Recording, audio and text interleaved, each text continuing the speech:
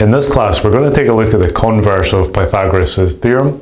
So as a reminder, Pythagoras' theorem says if you take a right angle triangle, so any right angle triangle, and let's just nominate the side lengths to be A, B, and C. That tends to be the letters that we use for this kind of formula. Then if you take the two short sides, so A and B, square them, add them together, then that's going to equal the long side squared. So two short sides squared and added together is going to equal the long side. So generally when we're using the Pythagoras theorem, we're given two of the sides and we're trying to find the other side. So we might be given the two short sides and we're trying to find the long side, or we're given maybe one short side and the long side and try to find the other short side. That tends to be how we use the theorem, but you can also use the theorem backwards. So by backwards, what I mean is, well, going forwards, Pythagoras' theorem says, give me a right angle triangle and this formula is true. Backwards would be, if this formula is true, then the triangle must be right angled. In other words, if you take three numbers and you check that they satisfy this equation, if they do satisfy that equation, if you can put those numbers into that equation and the equation works, it is actually equal, then that tells you you can make a triangle out of those, but the triangle has to be right angled. So we call this the converse of Pythagoras. It's using Pythagoras backwards to check that the triangle you would make from these numbers would indeed be a right angle triangle. So in these questions you need to be given all three sides of the triangle. We're not using the theorem to work out the side lengths, we've already got the side lengths, we just don't know if the triangle is right angled or not. So here we're being given side lengths of 5, 12 and 13 centimeters.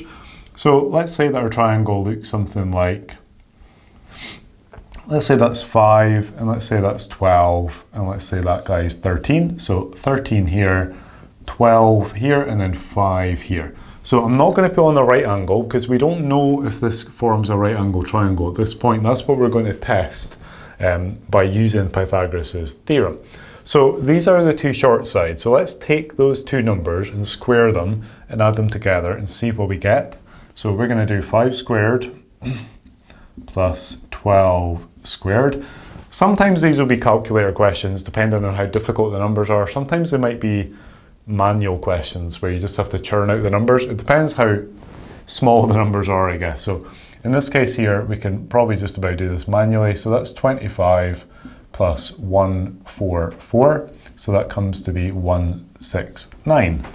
Okay, so that's basically our number for this part here. We want to check if that equals the other number squared. So let's just kind of park that one there. Check the other number. So 13 squared equals, well, 13 squared is actually 169. So you could check that on a calculator if you're not sure. So that comes out to be 169. So because they've come out to be the same thing, then we're able to write 5 squared plus 12 squared equals 13 squared. That tells us that the Pythagoras equation has been satisfied. So therefore, by the converse of Pythagoras, this triangle has to be a right angle triangle.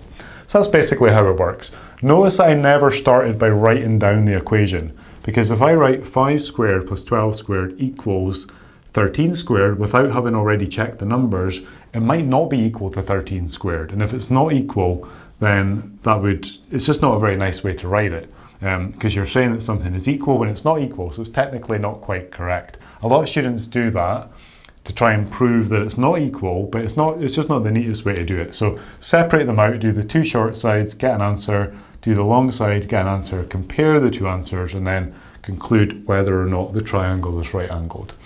Quite easy, right? It's not particularly difficult, this technique.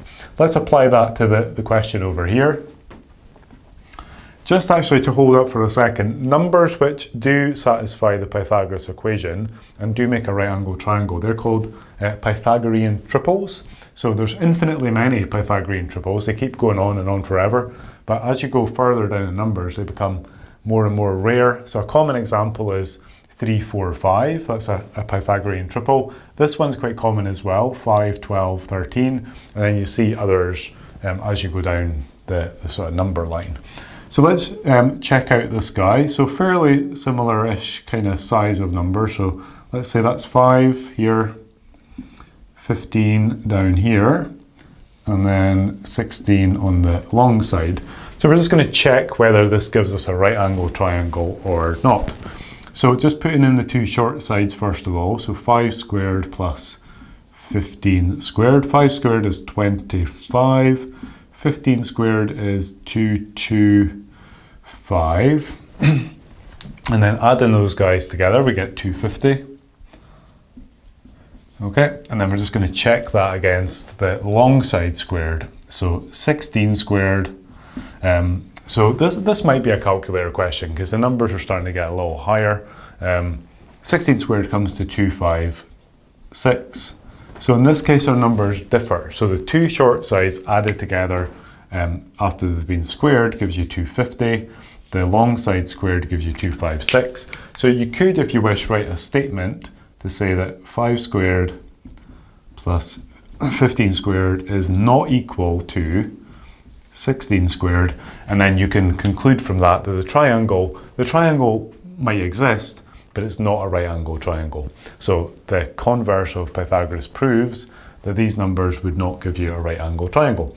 So just basically a quick recap. The converse of Pythagoras is Pythagoras sort of backwards, used to prove whether or not a triangle is or is not right angled. It's really just taking the numbers, putting them into the equation, testing if the equation works. If it does, great, it's a right angle triangle. If it does not work, then it's not a right angle triangle. It really is pretty much as simple as that.